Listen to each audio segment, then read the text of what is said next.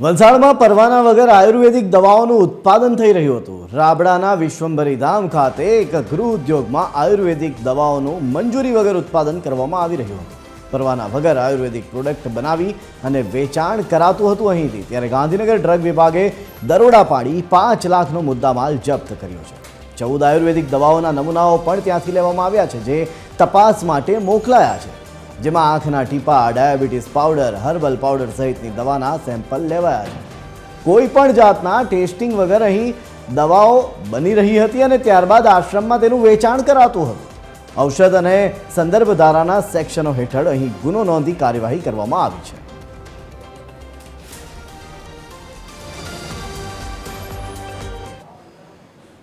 જેનો વિધાતા ગૃહ ઉદ્યોગ છે, જેના માલિક શ્વેતાબેન કણસાગરા છે। તેઓ કોઈપણ જાતના આયુર્વેદિક દવાના ઉત્પાદનના પરવાના મેળવ્યા વગર આશ્રમની અંદર આ આયુર્વેદિક કહેવાતી દવાઓ અર્ક, ઘૂંટી, વટી, સાબુ, તેલ વગેરે બનાવતા હતા અને આશ્રમમાં ભક્તોને વેચતા હતા અને એમના પાસે કોઈપણ જાતનું ઉત્પાદનનું લાયસન્સ નહોતું। આથી તેઓને ત્યાંથી લગભગ 5.5 લાખ રૂપિયાનું રો મટીરિયલ, પેકિંગ મટીરિયલ, તૈયાર આયુર્વેદિક કહેવાતી દવાઓ તથા મશીનરી એમ મળી લગભગ 5.5 લાખનો માલ જપ્ત કર્યો છે।